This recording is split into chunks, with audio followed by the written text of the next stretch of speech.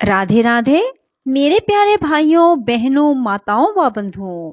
संस्कार की बातें चैनल में आपका स्वागत है। बंधुओं, आज नरक चतुर्दशी के दिन मैं आपके लिए लाई हूँ नरक चतुर्दशी की कथा।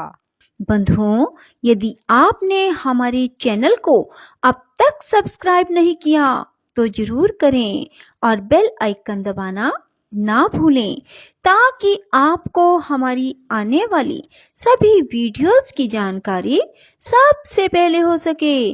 बंधुओं, कार्तिक मास की कृष्ण पक्ष की चतुर्दशी के दिन नरक चतुर्दशी के रूप में मनाया जाता है। बंधुओं, इस दिन सूर्योदय से पूर्व उठकर तेल उपटन लगाकर भली भांति स्नान करना चाहिए।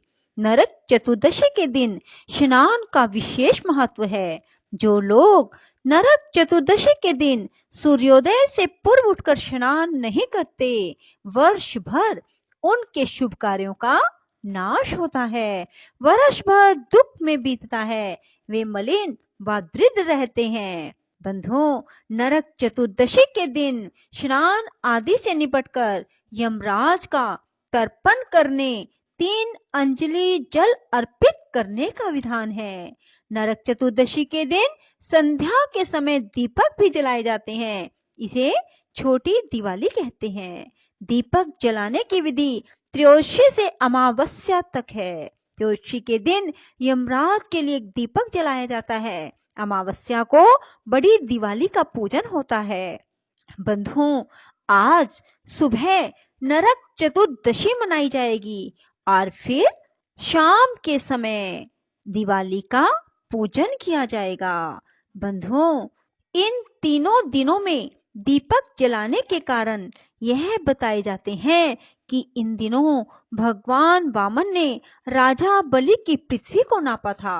भगवान वामन ने 3 पगों में संपूर्ण पृथ्वी तथा बलि के शरीर को नाप लिया था। इसलिए त्रयोदशी, चतुर्दशी और अमावस्या को लोग यम के लिए दीपक जलाकर लक्ष्मी पूजन सहित दीपावली मनाते हैं, जिससे उन्हें यम यातना ना सहनी पड़े।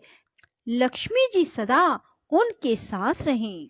बंधुओं, नरक चतुर्दशी के दिन नरक से मुक्ति पाने के लिए प्रातःकाल तेल लगाकर अपामारक पौधे के सहित जल से स्नान किया जाता है। इस दिन शाम को यमराज के निमित्त दीप दान किया जाता है।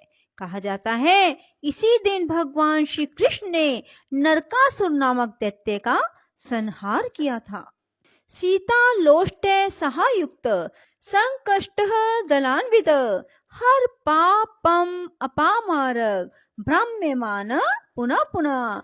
राजा बलि से भगवान ने वामन अवतार लेकर इस दिन 3 पग भूमि नाप ली थी।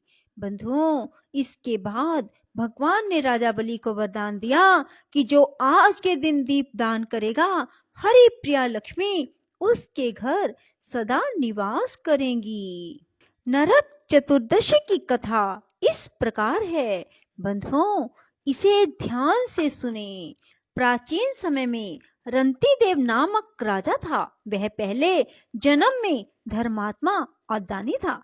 उसी पूर्व कृत कर्मों से इस जन्म में भी राजा ने अपार दान आदि देकर सत्य कर्म किए। जब इसका अंत समय आया, तब यमराज के दूत उन्हें लेने आए। बार बार राजा को लाल लाल आंखें निकाल कर कह रहे थे, राजन नरक में चलो, तुम्हें वहीं चलना पड़ेगा। इस पर राजा घबराया और नरक में चलने का कारण पूछा। यम के दूतों ने कहा, राजन आपने जो कुछ दान पुण्य किया है उसे तो अखिल विश्व जानता है, किंतु पाप को केवल भगवान और यमराज ही जानते हैं। राजा बोला, उस पाप को मुझे भी बताओ जिससे उसका निवारण कर सकूं। यमदूत बोले, एक बार तेरे द्वार से भूख से व्याकुल एक ब्राह्मण लौट गया था, इससे तुझे नरक में जाना पड़ेगा। यह सुन राजा ने यमदूतों से विनती की कि मेरी मृत्यु के बाद सद्य ही मेरी आयु 1 वर्ष बढ़ा दी जाए। इस विषय को दूतों ने बिना सोच विचार किए ही स्वीकार कर लिया और राजा की आयु 1 वर्ष बढ़ा दी। यमदूत चले गए। राजा ने ऋषियों के पास जाकर इस पाप से मुक्ति का उपाय पूछा। ऋषियों ने बतलाया, हे राजन, तुम कार्तिक कृष्ण पक्ष चतुर्दशी को व्रती रहकर भगवान कृष्ण का पूजन करना, ब्राह्मण भोजन कराना, दान देकर सब अपराध सुनाकर क्षमा मांगना, तब तुम पाप मुक्त हो जाओगे। कार्तिक कृष्ण पक्ष की चतुर्दशी आने पर राजा नियम पूर्वक व्रत करता रहा और अंत में विष्णु लोक को प्राप्त किया। बंधुओं, नरक चतुर्दशी के दिन रूप चतुर्दशी की कथा भी मैं आपको सुनाने जा रही हूँ। यह चतुर्दशी कार्तिक कृष्ण पक्ष में आती है, अर्थात आज के दिन ही होती है। इस दिन सौंदर्य रूप श्री कृष्ण की पूजा करनी चाहिए। इस दिन व्रत भी रखा जाता है। ऐसा करने से भगवान सुंदरता देते हैं। इसी दिन नरक चतुर्दशी का व्रत भी रखा जाता है। बंधुओं, रूप चतुर्दशी की कथा अब मैं आपको सुनाने जा रही हूँ।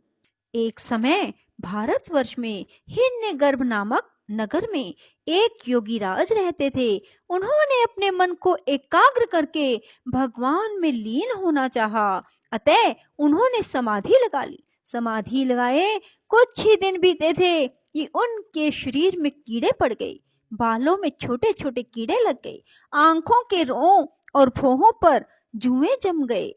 यह दशा उन योगीराज की हो गई। योगीराज बहुत दुखी रहने लगा।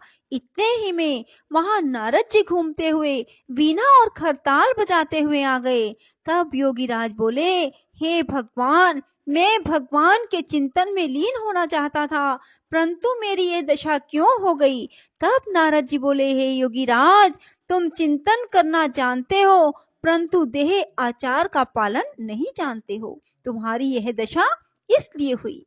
तब योगीराज ने नारद जी से देह आचार के विषय में पूछा। इस पर नारद जी बोले, देह आचार से अब तुम्हें कोई लाभ नहीं। पहले तुम्हें जो मैं जानता हूँ उसे करना, फिर देह आचार के बारे में बताऊंगा। थोड़ा रुक कर नारद जी ने कहा, एक बार जब कार्तिक कृष्ण पक्ष की चतुर्दशी आवे, तुम उस दिन व्रत रखकर भगवान की पूजा ध्यान करना। ऐसा करने से तुम्हारा शरीर पहले जैसा ही स्वस्थ और रूपवान हो जाएगा। योगी राज ने ऐसा ही किया। उनका शरीर पहले जैसा हो गया। उसी दिन से इसको रूप चतुर्दशी भी कहते हैं। बोलो श्री कृष्ण भगवान की जय, यमराज की जय।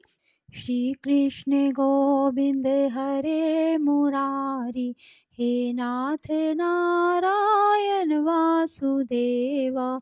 श्री कृष्ण गोविंद हरे मुरारी, हे नाथ नारायण वासुदेवा। श्री कृष्ण गोविंद हरे मुरारी, हे नाथ नारायण वासुदेवा। श्री कृष्ण गोविंद हरे मुरारी, हे नाथ नारायण वासुदेवा। श्री कृष्ण गोविंद हरे मुरारी, हे नाथ नारायण वासुदेवा। श्री कृष्ण गोविंद हरे मुरारी, हे नाथ नारायण वासुदेवा। श्री कृष्ण गोविंद हरे मुरारी, हे नाथ नारायण वासुदेवा। श्री कृष्ण गोविंद हरे मुरारी, हे नाथ नारायण वासुदेवा। श्री कृष्ण गोविंद हरे मुरारी, हे नाथ नारायण वासुदेवा। श्री कृष्ण गोविंद हरे मुरारी, हे नाथ नारायण वासुदेवा। श्री कृष्ण गोविंद हरे मुरारी, हे नाथ नारायण वासुदेवा। श्री कृष्ण गोविंद हरे मुरारी, हे नाथ नारायण वासुदेवा। श्री कृष्ण गोविंद हरे मुरारी, हे नाथ नारायण वासुदेवा। श्री कृष्ण गोविंद हरे मुरारी, हे नाथ नारायण वासुदेवा। राधे राधे, जय श्री कृष्णा। बंधुओं, यदि आपको हमारी वीडियो पसंद आए तो इसे लाइक करें और शेयर भी जरूर करें। धन्यवाद।